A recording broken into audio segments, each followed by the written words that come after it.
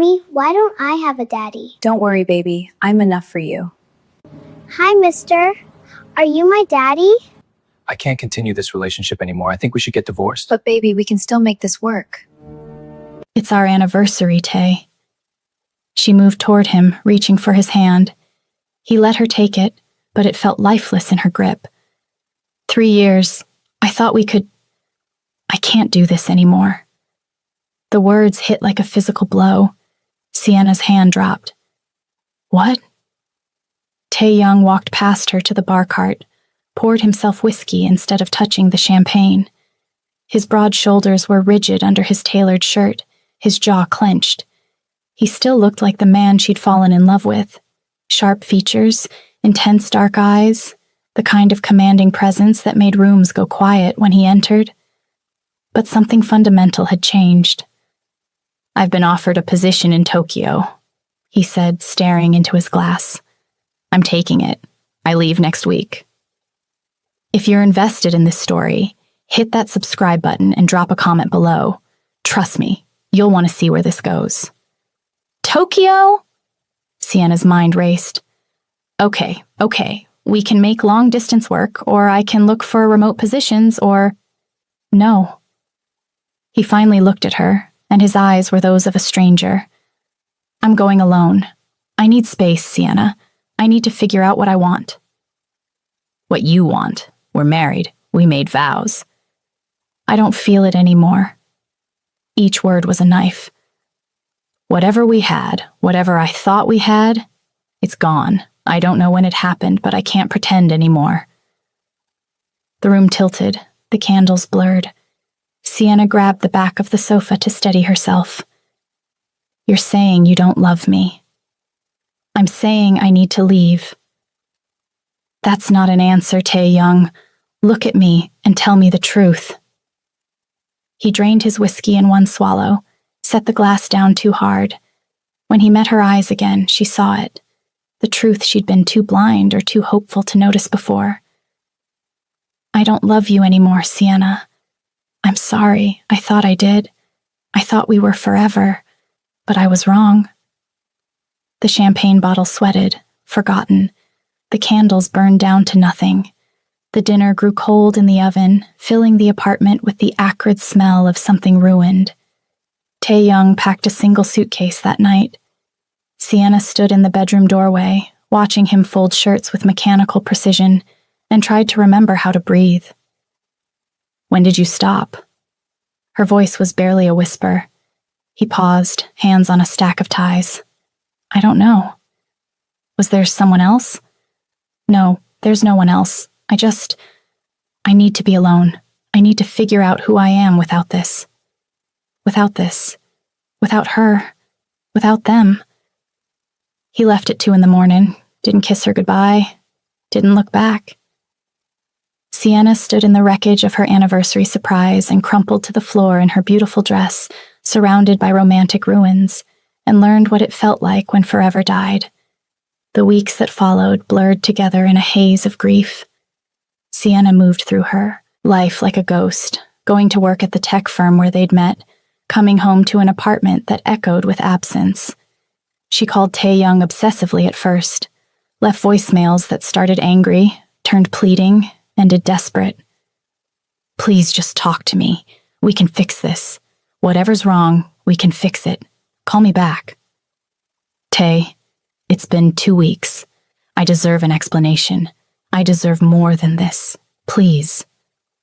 "I don't understand. I don't understand what happened. Just give me 5 minutes. 5 minutes to understand." Every call went straight to voicemail. Every text delivered but never read.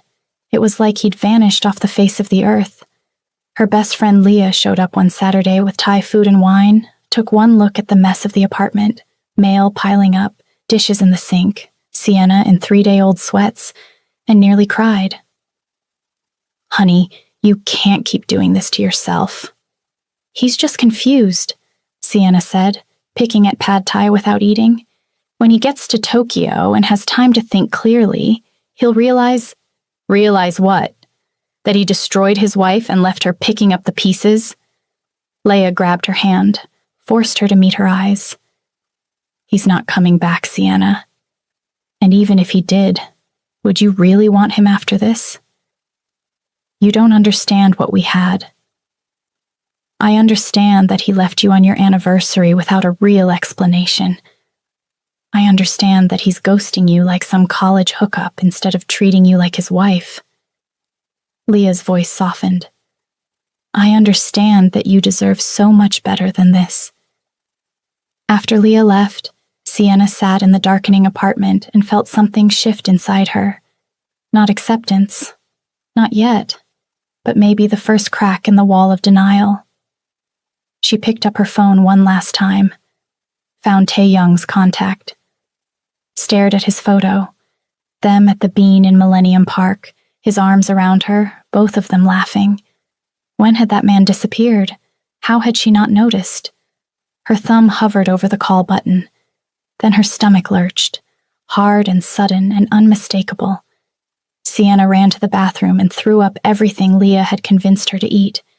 When the nausea finally passed, she sat on the cold tile floor, breathing hard, thinking. Her period was late. Very late. No, it couldn't be. The timing was impossible. The universe couldn't be that cruel. But even as she thought it, she knew. The next morning, Sienna bought 3 pregnancy tests from 3 different drugstores, spread them on the bathroom counter, and watched as every single one turned positive. She was 8 weeks pregnant with Tae-young Choi's baby, and he'd vanished into Tokyo without looking back. The doctor's office was sterile and too bright. Sienna sat on the examination table in a paper gown that crinkled with every breath, staring at the ultrasound screen. "Congratulations, Ms. Hayes." The doctor smiled warmly. "You're measuring right at 8 weeks. Everything looks perfectly healthy. Do you have any questions?" A million questions. None she could ask. "The father," Sienna heard herself say. "He's traveling for work. I need to tell him. Her voice broke. The doctor's smile turned sympathetic. "Well, he'll certainly want to know. First trimester is an important time for support. Do you have family nearby?" Sienna nodded numbly. Her sister Maya lived in Atlanta. Her parents were in Baltimore. She wasn't alone. Except she was. She was completely alone with this. Outside the clinic, she sat in her car and tried Tae-young's number again. Straight to voicemail. Had he blocked her? Changed his number? Simply decided she wasn't worth answering? She tried his work email. Bounced back. Address not found. She tried his assistant in Seoul. "I'm sorry, Ms. Hayes, but Mr. Choi has requested that all messages be filtered through our Tokyo office, and I don't have authorization to. I'm his wife." A pause. "I'm very sorry. I have my instructions." Sienna hung up before the tears could start. She wouldn't cry. Not again. Not anymore. She opened a new email. Typed carefully. Precisely. Subject: Urgent. Please read. Tae-young. I know you don't want to hear from me. I know you've made your feelings clear, but this isn't about us anymore. This isn't about our marriage or what we had or didn't have. I'm pregnant. 8 weeks. It's yours. I'm not asking you to come back. I'm not asking you to change your mind about Tokyo or about me. I'm just telling you because you deserve to know. Please respond, even if it's just to acknowledge you received this. Sienna. She hit send before she could second-guess herself, watched the email whoosh away into the digital void. Then she waited. 1 day became 3. 3 became a week. A week became 2. No response. Sienna tried again. Different email addresses she found through mutual connections. LinkedIn, professional directories. Every message went unanswered. Finally, she sent one last email. Short and direct. I'm pregnant with your child. Please respond. Silence. He'd made his choice. He wanted nothing to do with her, and apparently nothing to do with their baby either. Sienna placed both hands on her still flat stomach and made a choice of her own. It's just us, baby, she whispered. But I promise you, I'm enough. I'll be enough for both of us. At 4 months pregnant, Sienna's body had started to show the truth she could no longer hide. The small bump was visible now, undeniable. She'd stopped going into the office, taking on remote work exclusively, unable to face the pitying looks and whispered questions from colleagues who'd watched her marriage implode in real time. The apartment felt smaller every day, haunted by memories of what should have been. She'd converted the spare bedroom into a makeshift nursery, painting the walls a soft yellow because she didn't know yet if she was having a boy or girl. Each brushstroke was an act of defiance. Each piece of furniture assembled alone was proof she could do this. Her sister Maya video called every evening, a lifeline from Atlanta. "You look tired," Maya said, her face concerned on the laptop screen. "Are you sleeping?" "As much as anyone can sleep when there's a tiny human using their bladder as a punching bag." Sienna tried to smile, but it felt brittle. "I have another ultrasound tomorrow." "Find out the gender?" "Yeah, I think so. I need to start making plans, you know? Real plans." Maya hesitated, then said carefully, "Have you heard anything from him?" Sienna's hand instinctively moved to her belly. "No, nothing. It's been 3 months of silence, Maya. He's made it crystal clear he wants nothing to do with me, with us. You tried, sis. You did everything you could." "Did I?" The question escaped before she could stop it. Maybe I should have flown to Tokyo, showed up at his office, made him listen. "Stop." Maya's voice was firm. "You sent multiple emails. You called. You reached out through every channel available. He chose not to respond. That's on him, not you. You are not responsible for his cowardice." After they hung up, Sienna sat in the growing darkness of the apartment and let herself imagine it. Flying to Tokyo, tracking him down, watching his face when he saw her pregnant belly. Would he care? Would he feel anything? Or would those cold eyes just look through her the way they had on their anniversary? She pulled out her laptop, typed his name into the search bar. Maybe she could find his Tokyo address, his new office location, something.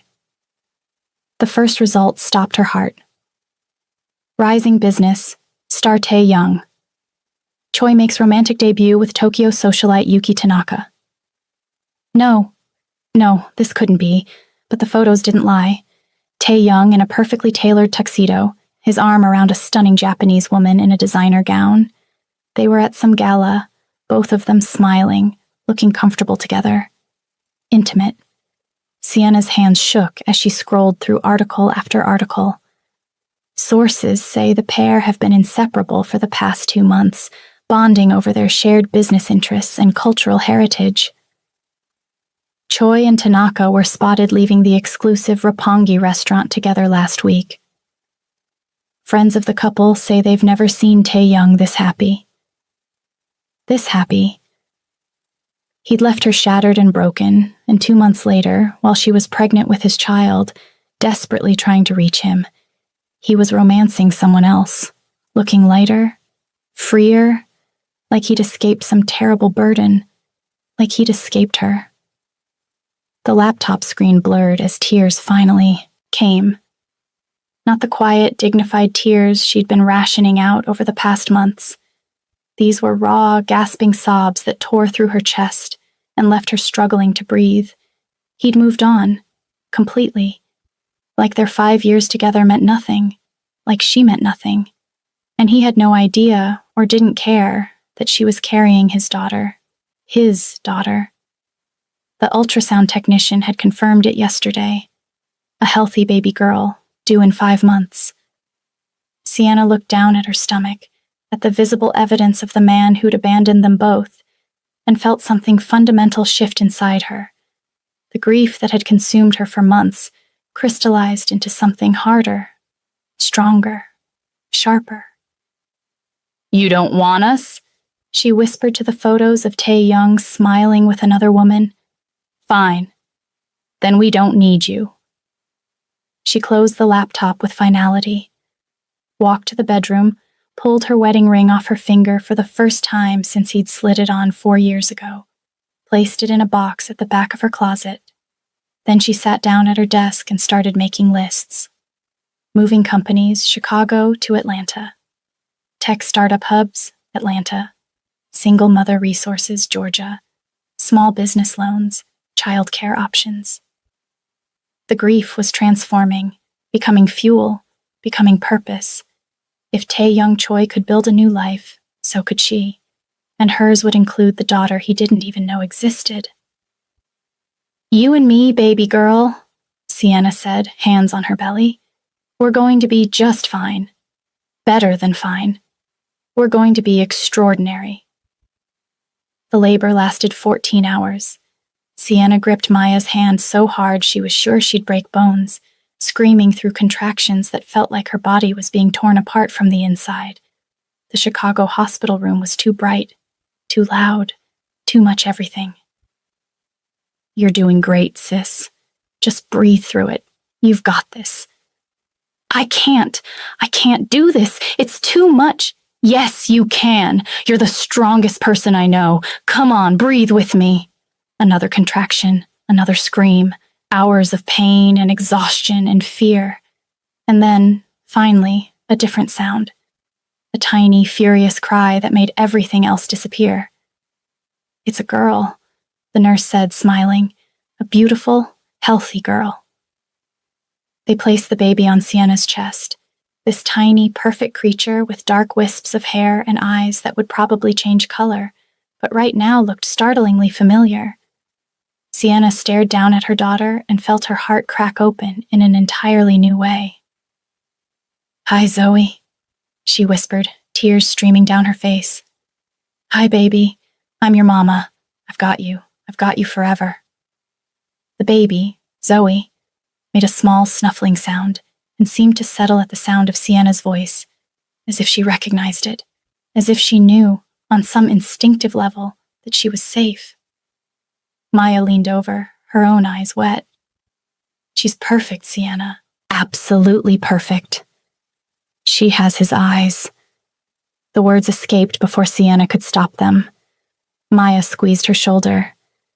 She has your strength. That's what matters. Later, when Maya had gone to get coffee and Sienna was alone with her daughter, she let herself think about it. About Tae-Young, somewhere in Tokyo with his new girlfriend, completely unaware that he'd become a father. Did he ever wonder? Did he ever regret? It didn't matter. Couldn't matter. He doesn't get to know you, Sienna whispered to the sleeping infant.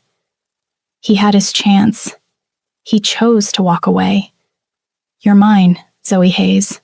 Just mine. If you're loving this story so far, don't forget to like this video and drop a comment telling me what you think Sienna should do next. Should she tell Tae-Young about Zoe or keep it secret forever? The first year was survival. Sienna moved back to Atlanta when Zoe was 6 weeks old, crashing with Maya while she figured out her next steps. The tech skills that had served her well in Chicago translated easily, and she started taking on freelance projects, working during Zoe's naps and late into the night after the baby finally fell asleep. Money was tight. Childcare was expensive. Some days, Sienna wasn't sure how she'd make it to the next week, but Zoe smiled at 3 months, laughed at 4, started reaching for toys at 5. Each milestone was a reminder of why Sienna was fighting so hard. At 8 months postpartum, Sienna registered her business, Nexus Innovations LLC. One woman, one laptop, one dream of building something that would give her daughter the life she deserved. The first client was small, a local startup that needed database management. $5,000. Sienna cried when the payment cleared. The second client led to a third. The third led to referrals. By Zoe's first birthday, Sienna had enough steady work to rent a small office space and hire an assistant part-time. By year 2, she had a team of 3 and a reputation for delivering exceptional work on impossible timelines. By year 3, Nexus Innovations had 20 employees, a sleek office suite in Midtown Atlanta, and a client list that included some of the Southeast's fastest-growing companies. Sienna Hayes, single mother and CEO, was featured in Atlanta Magazine's 30 Under 30 issue. Forbes did a profile on her company's innovative approach to data integration. Tech conferences invited her to speak.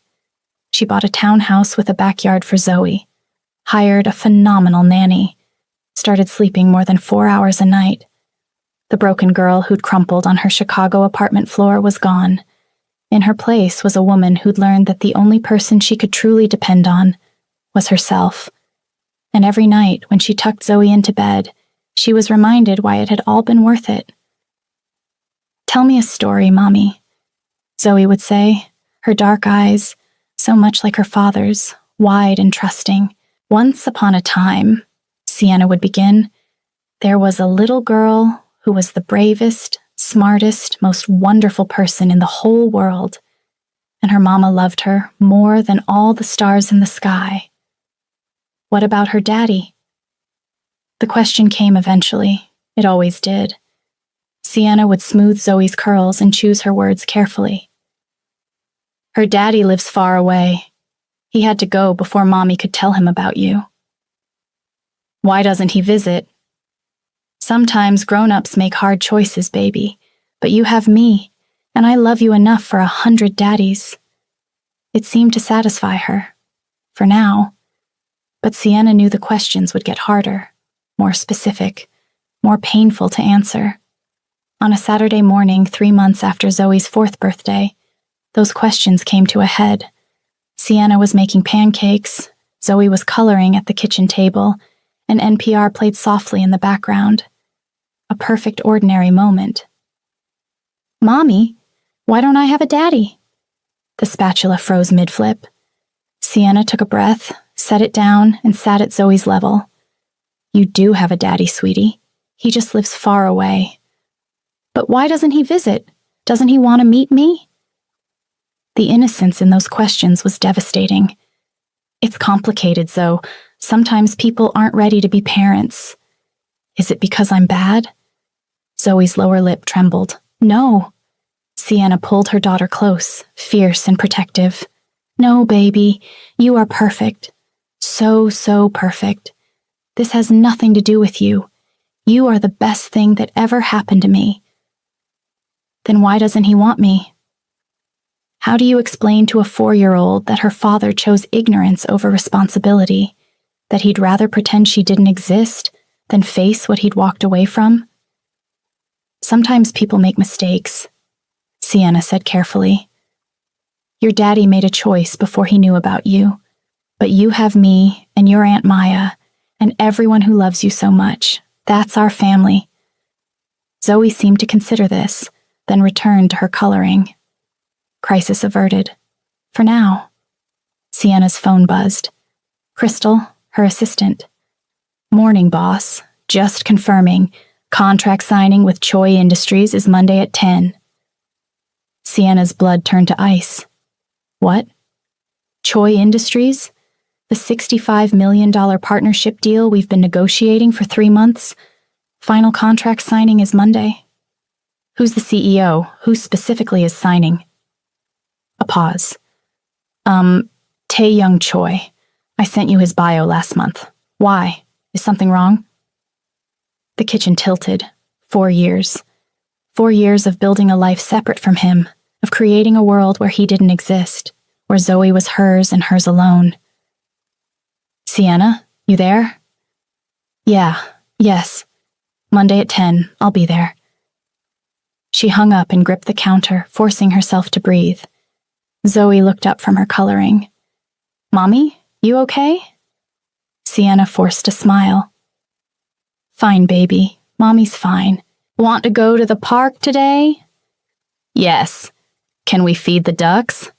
"Absolutely."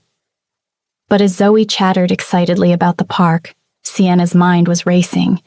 Tae-Young was coming to Atlanta, to her company. Would be sitting across a conference table from her in 72 hours. He'd see her success, her confidence, everything she'd built without him, but he couldn't see Zoe, could never know about Zoe. That night, after Zoe was asleep, Sienna sat in her home office and researched him obsessively. 4 years of his life spread across her laptop screen. He'd left Tokyo after 18 months, returned to Seoul, taken over his family's company after his father's retirement, expanded it aggressively. The relationship with Yuki Tanaka had apparently ended. No photos of them together after the first year. No wife. No children mentioned anywhere. He'd built an empire, just like she had. Parallel lives that should never have intersected again. Sienna pulled out her most powerful suit, navy blue, sharply tailored, the kind that made her feel invincible in negotiations, practiced her expression in the mirror. Mr. Choi, pleasure to finally put a face to the name. Cold, professional, untouchable. She could do this. She'd faced harder things, built a company from nothing, raised a daughter alone, survived his abandonment and turned it into strength. One business meeting. That's all this was. He'd never know about the 4-year-old girl asleep down the hall who had his eyes and his smile. Never know what he'd lost when he walked away. Sienna looked at herself in the mirror one last time. The woman staring back was nothing like the broken girl he'd left behind. Good. Let him see what he'd thrown away. Let him regret. But he'd never, ever know about Zoe. That secret she'd take to her grave. Monday morning arrived with the weight of inevitability. Sienna dressed with military precision.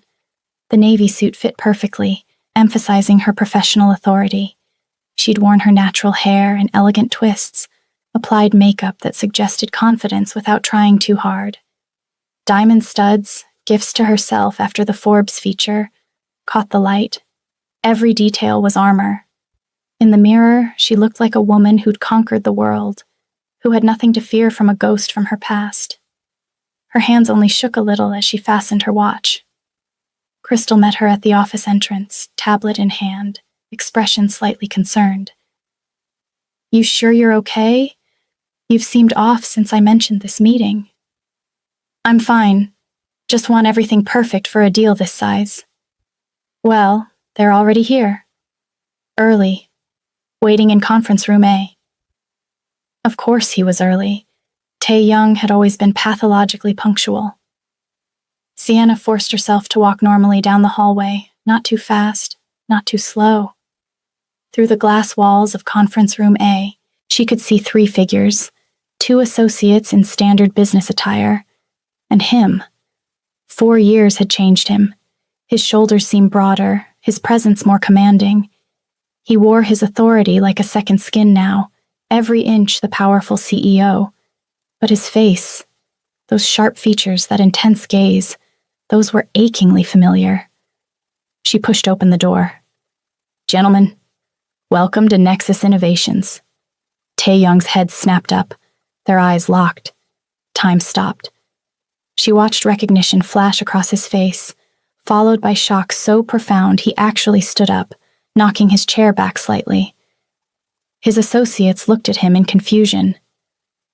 "Ms. Hayes?" His voice was rough, disbelieving. Sienna extended her hand across the table, professional and cool. "Mr. Choi, it's a pleasure to finally meet in person. Please sit." His hand engulfed hers. The touch sent electricity racing up her arm, muscle memory of 1,000 other touches, and she withdrew quickly, hating herself for the reaction. "I didn't," he started, then stopped, recovered. "I didn't realize you were based in Atlanta. I've been here 3 years. Nexus has experienced significant growth in that time." She took her seat at the head of the table, her team flanking her. "Shall we begin?" The meeting was torture disguised as business. Sienna presented their proposal with practiced ease, explaining the data integration systems, the timeline, the projected ROI. She was brilliant, and she knew it, watching Tae Young's associates nod approvingly at every point. But Tae Young himself could barely focus. She felt his eyes on her constantly, studying her like she was a puzzle he couldn't solve. Every time she glanced his way, he was staring with an expression she couldn't quite read. Confusion, regret, something else. "Your company's growth trajectory is remarkable, Ms. Hayes," one of his associates said. 3 years from startup to this level of sophistication is almost unheard of. "Hard work and dedication yield results," Sienna replied, and couldn't help the edge in her voice as her eyes flicked to Tae-young. "When you're committed to something, truly committed, there's nothing you can't accomplish."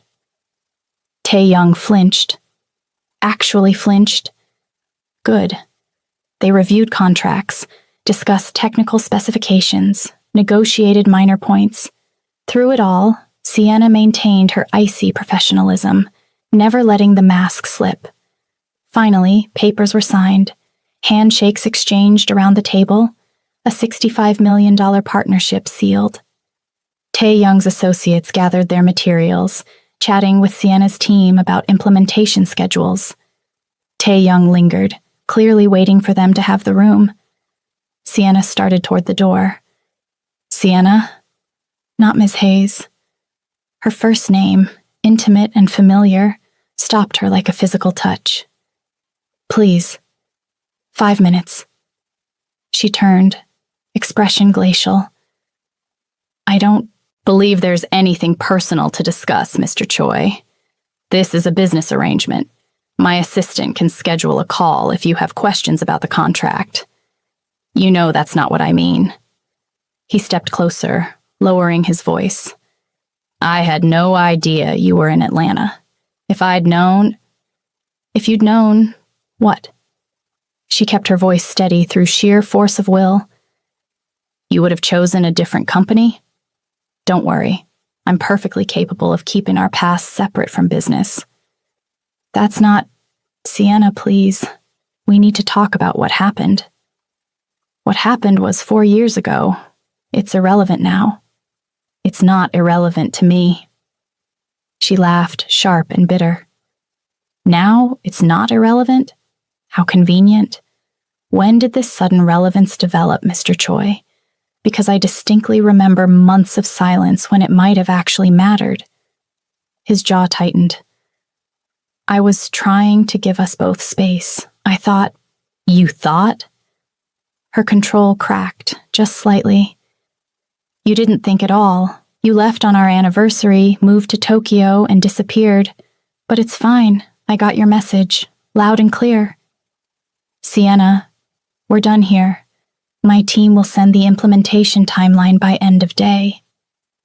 She walked out before he could respond, before the tears threatening behind her eyes could fall, before 4 years of carefully constructed walls could crumble. In her office, door closed, Sienna let herself shake, let herself feel the fear that had been coursing through her veins since the moment she'd seen him. He couldn't know about Zoe. Whatever it took, however many lies she had to tell, he could never know. Her phone buzzed. Unknown number. "It's Tae-young. We need to talk. Not about business, please." Her fingers hovered over the keyboard, then typed, "I have nothing to say to you. Our past is irrelevant." His reply was immediate. "Did you really think I wouldn't want to know you're in Atlanta? You didn't want to know anything about me 4 years ago. Nothing's changed." She blocked the number before he could respond again. At 3 o'clock, Crystal brought Zoe to the office as usual. Sienna's entire demeanor transformed, all the ice melting into warmth as her daughter ran into her arms. "Mommy, I made you a picture." "Let me see, baby." Zoe proudly displayed a crayon drawing of 2 stick figures. "That's you, and that's me. We're at the park with the ducks." Sienna's throat tightened. "It's beautiful, Zoe. Want to go to the park for real? It's such a nice day." "Yes. Can we get ice cream after?" "Anything for you?" As they drove to Piedmont Park, Sienna tried to shake the feeling of being watched, of her carefully constructed world teetering on the edge of collapse. She'd seen Tae-young, survived it. The meeting was over. He'd go back to Seoul, and life would return to normal. She just had to hold it together a little longer. The park was perfect. Golden afternoon light, families playing, couples walking dogs. Their sanctuary. Sienna sat on their favorite bench near the lake, watching Zoe chase ducks with the unself-conscious joy only 4-year-olds possessed. She pulled out her phone. Email from Crystal about the follow-up meeting with Choi Industries next week. Next week. He'd still be in Atlanta next week. Her stomach knotted. How long was he staying? How many more times would she have to see him to maintain this facade, to, "Mommy, look." Sienna looked up just in time to see Zoe running full speed toward a flock of pigeons, delighted laughter trailing behind her, not watching where she was going, heading straight for the bike path. Time seemed to slow and speed up simultaneously, the cyclist coming fast around the bend, Zoe's small body directly in his path, Sienna's scream catching in her throat as she leaped from the bench. Too far. She was too far. A blur of motion, strong hands scooping Zoe up just as the bike swerved past, the cyclist yelling an apology as he struggled to maintain balance. Sienna ran, heart in her throat, and reached them just as the man turned, holding her crying daughter safely in his arms. Tae-young Choi. The universe couldn't be this cruel. Zoe! Sienna reached for her daughter, and Tae-young carefully transferred the frightened child. "I'm okay, Mommy," Zoe sobbed. "But it was scary. The bike was going to hit me." "I know, baby. I know. Let me look at you. Are you hurt anywhere?" Sienna's hands ran over Zoe frantically, checking for injuries, her own heart racing. "I'm okay. The man caught me." Sienna finally forced herself to look at Tae-young. "Thank you." The words cost her everything. He was staring, not at her, at Zoe, really seeing her for the first time. Zoe's tears were subsiding, replaced by curiosity. She studied her rescuer with the intense, unfiltered gaze of a child. "You're really fast," she said. "Like Superman." Tae-young's voice was soft, strange. "You have to watch where you're running, okay?" "Okay." Zoe tilted her head, still studying him. Sienna stood, holding her daughter. "We should go. Thank you again, Mr. Sienna." The word was rough. "Don't." The intimacy of hearing him say her name, here, now, with Zoe in her arms. "I come here sometimes," he continued, "to think. I never expected. Neither did I." An awkward silence stretched between them. Zoe wiggled in Sienna's arms. "I'm okay now, Mommy. Can I go see the ducks? I'll be careful, I promise." Every instinct screamed to leave, to run, but Zoe was looking at her with those hopeful eyes, and she couldn't let fear dictate her daughter's joy. "Stay where I can see you, right by the water. No running." Zoe skipped off to a safe distance, and Sienna was left standing with the man whose child she'd hidden for 4 years. "She's beautiful," Tae-young said quietly. Sienna's heart hammered. "Yes, she is." "How old?" Oh, God. He was doing the math. She could see it happening behind his eyes. 4. His sharp intake of breath confirmed he'd made the connection. "Sienna, don't. Is she mine?" The question hung in the air between them, impossible to avoid, impossible to answer. "You don't get to ask me questions. You lost that right."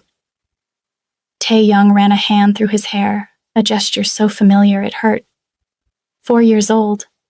That means when you emailed? When I emailed to tell you I was pregnant? Bitterness flooded her voice. Yes. That email you never answered. Those calls you never returned. He looked stricken. "What email? I never received any email about—" "Don't lie to me. I sent multiple messages. I called for months. You ignored everything." "I changed my email when I moved to Tokyo." His voice was urgent now. "To avoid reminders of Chicago, of us. I didn't want anything that would make me second-guess my decision. I didn't— God, Sienna, I didn't know. When did you send it? 2 months after you left. I tried every way I could think of to reach you. They stared at each other, the implications settling between them like fallout. Are you saying you never got my messages? Her voice shook. I swear, I had no idea. If I'd known, it doesn't matter now. It matters. His voice rose, then dropped when he saw Zoe glance their way. I have a daughter. No. Sienna's voice was steel. You don't have anything. I have a daughter. She's mine. She's mine too. Biology isn't parenthood. The words exploded from her. Where were you when I was terrified and alone? When I was in labor for 14 hours? When she had colic and cried for 6 hours straight? When she took her first steps? Said her first word? Where were you? I didn't know. You didn't want to know. You wanted out. You got what you wanted. Zoe had wandered back toward them during the argument, drawn by the raised voices. Neither adult noticed immediately. She was staring at Tae-young with unnerving intensity. Zoe, honey, stay by the ducks, Sienna started. You have my eyes, Zoe said. Everything stopped. Zoe stepped closer to Tae-young, studying his face with the brutal honesty only children possess. You have the same eyes as me, and your nose is like my nose. Tae-young knelt slowly to her level, and Sienna saw tears forming in his eyes. Zoe, we need to go. Sienna's voice was desperate, but Zoe wouldn't look away from Tae-young. Her small face was serious, working through something. Mommy says my daddy lives far away, that he had to leave before she could tell him about me. Each word was a knife in Sienna's chest. But you're here, and you have my face. Tae-young's hand trembled as he reached out, then stopped, unsure if he had the right to touch her. Zoe looked between them, her 4-year-old mind connecting dots that would change everything. Are you my daddy? The world stopped spinning.